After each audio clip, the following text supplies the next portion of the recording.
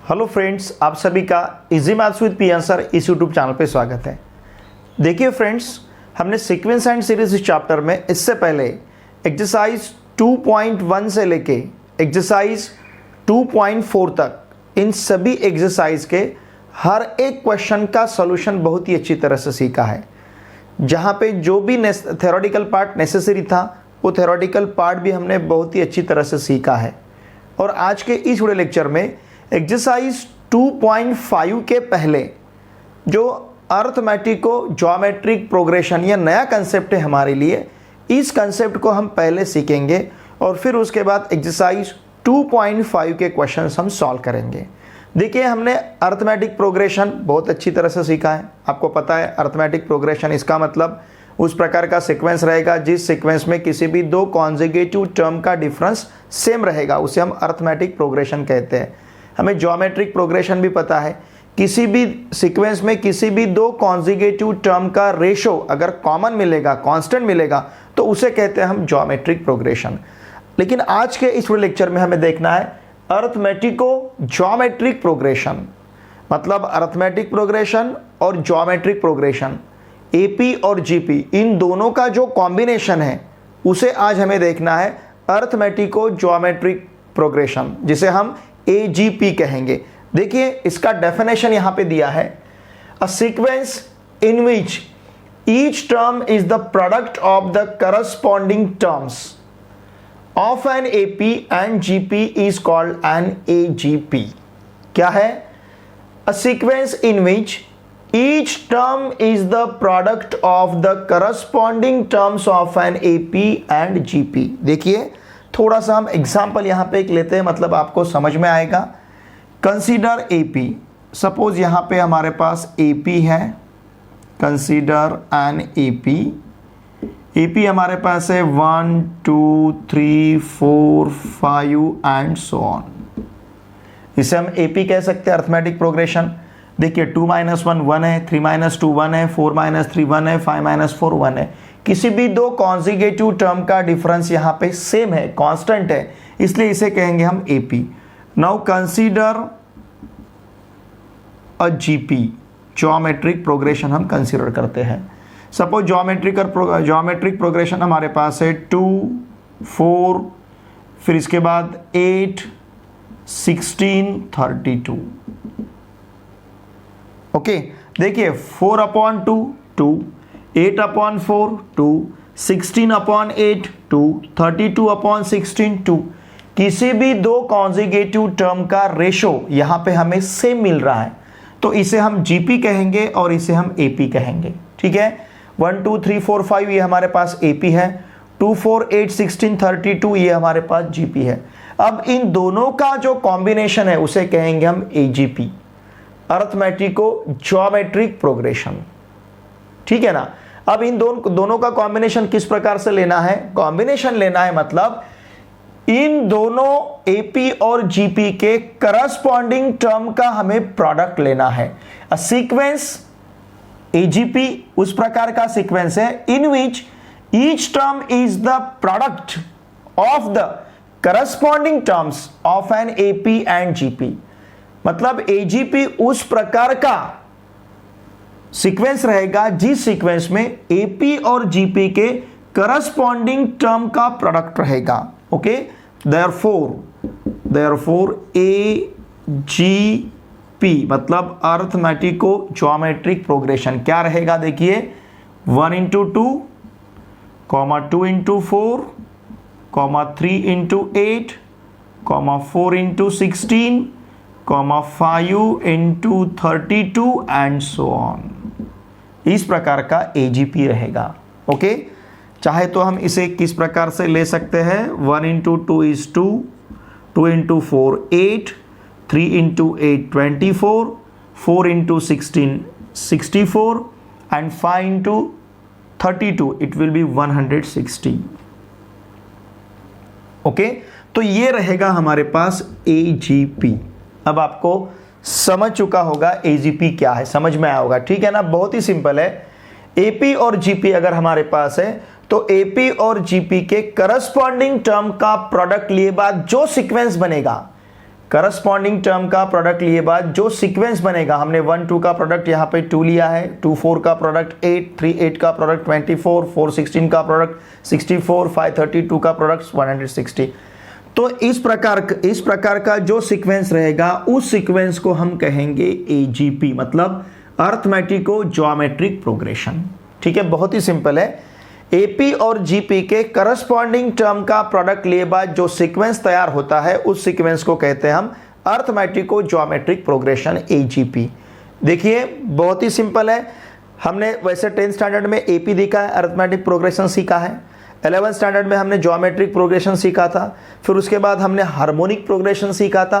आज हम इस वीडियो लेक्चर में सीख रहे हैं अर्थमेटिको ज्योमेट्रिक प्रोग्रेशन, मतलब AGP. Okay, now look here, consider the terms of AP with first term as a. हमें पता है एपी और जीपी के फर्स्ट टर्म को हम ए कहते हैं, तो यहां पे फर्स्ट टर्म हमने ए कंसीडर किया है, and the common difference D.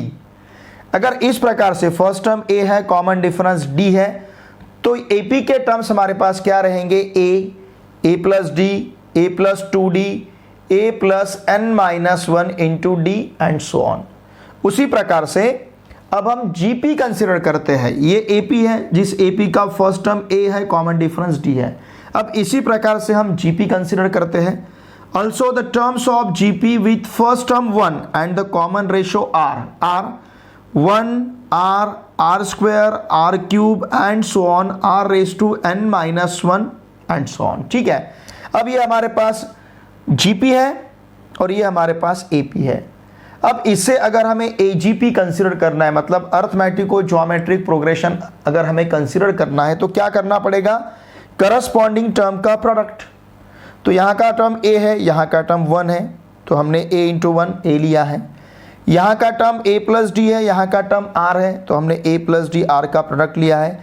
यहाँ पे a प्लस 2d है, यहाँ पे r स्क्वायर है, तो a plus 2d into r square लिया है। ठीक है ना, तो इसी प्रकार से यहाँ पे a प्लस 3d रहेगा, यहाँ पे r क्यूब है, तो a plus 3d into r cube ले सकते हैं। यहाँ का nth term a plus n minus 1 into d है, और यहाँ का nth term r raise to n minus 1 है। वैसे nth term a r raise to n minus 1 रहता है, लेकिन यहाँ का a मतलब फर्स्ट टर्म 1 है, तो यहाँ का यंथ टर्म रहेगा r raise to n minus 1। इस AP का यंथ टर्म है a plus n minus 1 into d. AP के यंथ टर्म से हमने GP के यंथ टर्म को मल्टीप्लाई किया है, तो ये टर्म मिला है हमें nth टर्म इस AGP का a plus n minus 1 d into r raise to n minus 1। This is the nth term of AGP। Okay, इस AGP का ये nth टर्म है।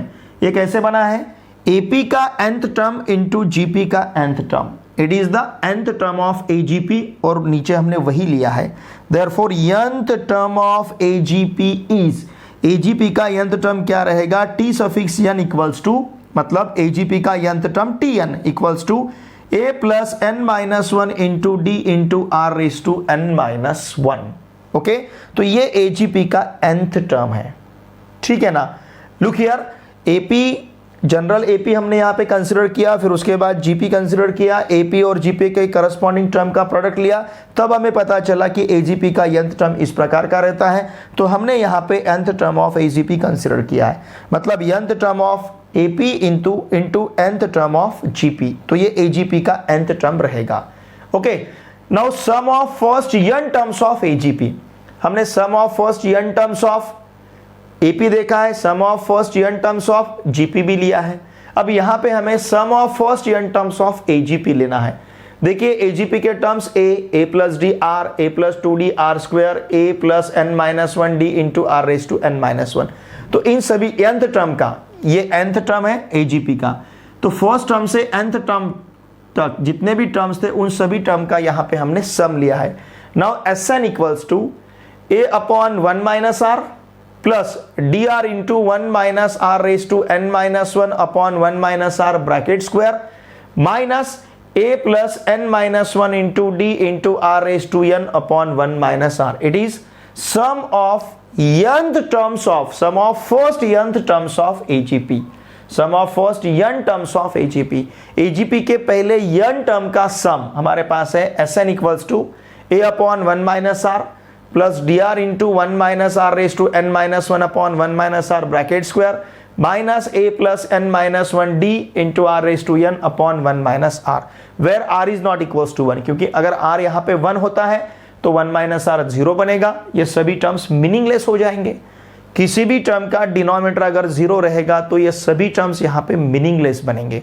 तो इसके लिए यहाँ पे देखिए वन माइनस आर जहाँ हमने यहाँ कंसिडर किया है, तो देयरफॉर यहाँ कंडीशन हमने लिखा है, यहाँ पे आर के ऊपर रिस्ट्रिक्शन है, r is not equals to one, r one के इक्वल टू नहीं रहेगा। ओके, अब यहाँ पे ए मतलब क्या है, फर्स्ट टर्म ऑफ एपी, देखिए ध्यान दीजिए, जीपी नहीं, first term of AP, AP का फर्स्ट टर्म मतलब ए। वैसे तो हम एपी का फर्स्ट टर्म ए लेते हैं, जीपी का फर्स्ट टर्म भी ए लेते हैं, लेकिन इस फॉर्मूला में ए मतलब एपी का फर्स्ट टर्म रहेगा। ध्यान दीजिए, इस बात पे फोकस कीजिए, ध्यान दीजिए इस बात पे।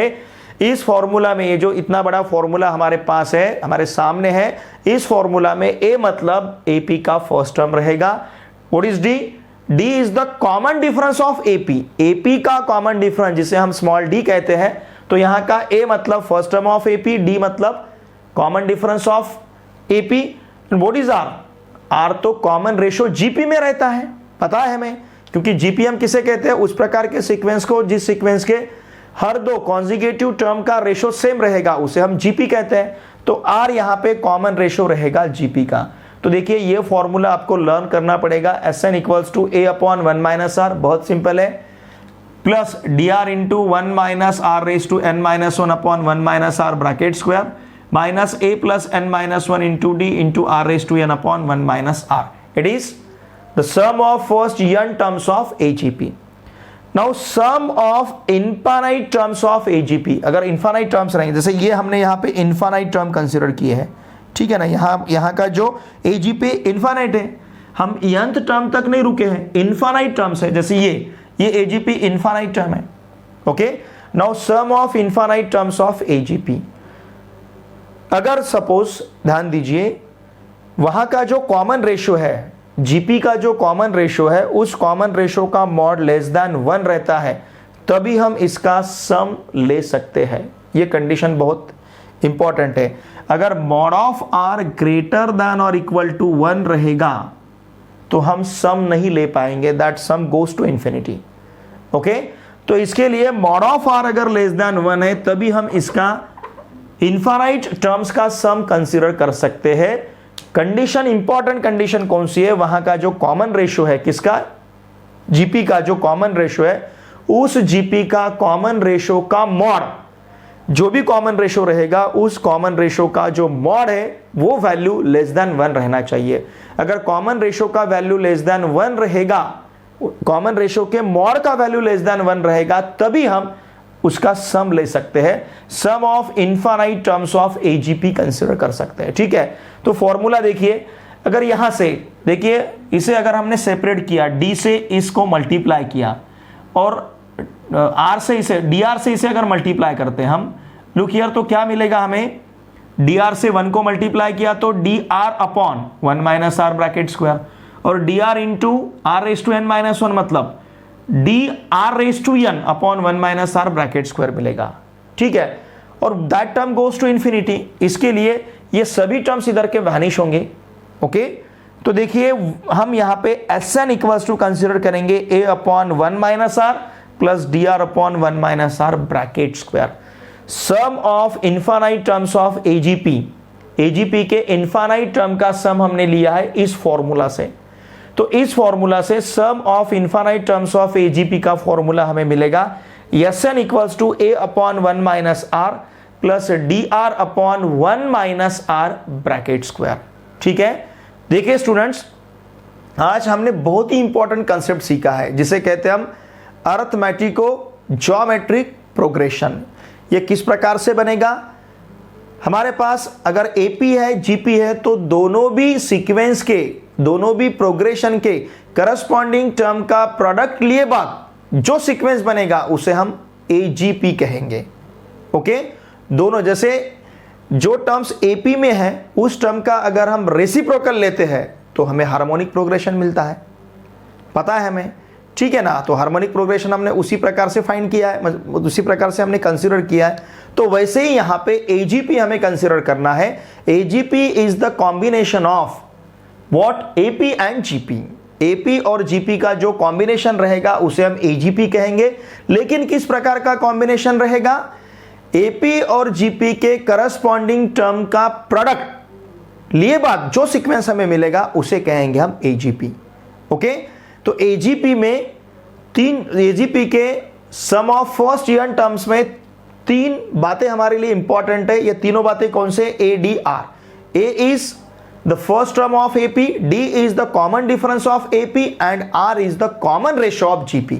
पहले दो एपी के लिए है और तीसरा जो इंपॉर्टेंट बात यहां पे आर है, तीसरा जो वैल्यू आर है ये जीपी के लिए है।